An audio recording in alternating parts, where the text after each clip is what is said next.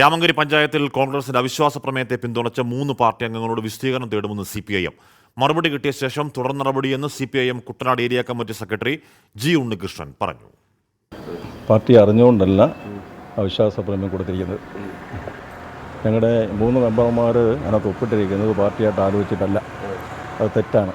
ഇപ്പോൾ ഇന്നിവിടെ ചർച്ച ചെയ്ത് ആ 3 പേർക്ക് വിശദീകരണ കത്ത് കൊടുക്കാൻ തീരുമാനിച്ചിട്ടുണ്ട്. അവരുടെ കത്ത് തന്നതിന് ശേഷം എന്ത് ചെയ്യണമെന്ന് പാർട്ടിയുടെ ഉപരി കമ്മിറ്റിയായിട്ട് ആലോചിച്ച് ചെയ്യുന്നതായിരിക്കും. മനീഷ് മനീഷ് ഒരു നടപടിയിലേക്ക് പോകുന്നു എന്നല്ലേ മനസ്സിലാക്കേണ്ടത്?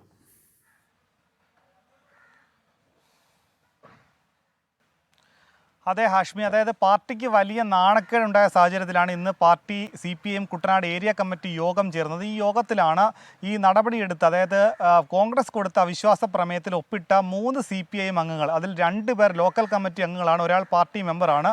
അവർ ഇത് നേതാക്കളോട് ആലോചിക്കാതെയാണ്, നേതൃത്വ ഏരിയ കമ്മിറ്റിയോടോ ജില്ലാ നേതൃത്വത്തോടോ ഒന്നും ആലോചിക്കാതെയാണ് ഇത്തരത്തിൽ കോൺഗ്രസ് കൊടുത്തൊരു അവിശ്വാസ പ്രമേയത്തിൽ ഒപ്പിട്ടതെന്ന വിശദീകരണമാണ് ജില്ലാ നേതൃത്വം ഒപ്പം തന്നെ ഏരിയ സെക്രട്ടറി ഉണ്ണികൃഷ്ണൻ വിശദീകരിക്കുന്നത്.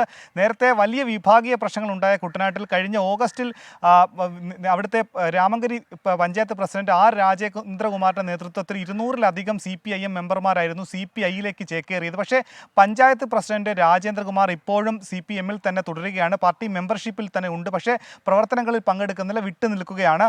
അതുകൊണ്ട് തന്നെ സാങ്കേതികമായി CPIMന് അവിടെ കൂറുമാറ്റ നിരോധന നിയമപ്രകാരം അദ്ദേഹത്തെ അയോഗ്യനാക്കാൻ സാധിക്കില്ല. അതുകൊണ്ടാണ് ഇത്തരത്തിലൊരു നീക്കത്തിലൂടെ കോൺഗ്രസിന്റെ അവിശ്വാസ പ്രമേയത്തിലൂടെ ഭരണം തന്നെ നഷ്ടപ്പെടുത്തിക്കൊണ്ട് രാജേന്ദ്രകുമാർ എന്ന വിമത നേതാവിനെ ഒഴിവാക്കാൻ വേണ്ടി ഈ ഒരു നീക്കത്തിലേക്ക് കടന്നത്. ഇത് വലിയ വിവാദമായതിനെ തുടർന്നാണ് പാർട്ടി ഈ രീതിയിൽ ഇടപെട്ടുകൊണ്ട് ഇവരോട് വിശദീകരണക്കുറിപ്പ് തേടിയിട്ടുള്ളത്. വിശദീകരണത്തിൽ തൃപ്തികരമല്ലെങ്കിൽ തുടർ നടപടികളിലേക്ക് കടക്കും. ഒപ്പം തന്നെ വലിയ ആരോപണങ്ങൾ രാജേന്ദ്രകുമാർ ഉന്നയിച്ചിരുന്നു. മാവേലിക്കര മണ്ഡലത്തിലെ UDF സ്ഥാനാർത്ഥി കൊടിക്കുന്നിൽ സുരേഷുമായി ബന്ധപ്പെട്ട് രാമങ്കരിയിലെ CPI നേതാക്കൾ ചില ധാരണയുണ്ട്. കോൺഗ്രസ് CPM ഡീല് മാവേലിക്കര തെരഞ്ഞെടുപ്പിൽ നടന്നിട്ടുള്ള വലിയ ആരോപണങ്ങളും ഉന്നയിക്കുന്നുണ്ട്. പക്ഷേ ഇതിനൊന്നും തന്നെ മറുപടി നൽകാൻ CPI നേതൃത്വം ഇപ്പോൾ തയ്യാറാകുന്നില്ല. ഇനി ഇവരുടെ വിശദീകരണത്തിന് ശേഷമായിരിക്കും തുടർ നടപടികൾ. ഹാഷ്മി, മനീഷ് മഹിവാലാണ് വാർത്തയുടെ വിവരങ്ങൾ നൽകിയത്. എന്ന് പറഞ്ഞാൽ ആലപ്പുഴ CPMൽ, പ്രത്യേകിച്ച് കുട്ടനാട് CPMലെ വിഭാഗീയതൊക്കെ കുറേ നാളായി, എന്ന് പറഞ്ഞാൽ കുറേ അധികം നാളുകളായി അത് പരിഹരിക്കാൻ പല വഴികൾ നോക്കിയിട്ട് പരിഹരിക്കാൻ നിൽപ്പാണ്.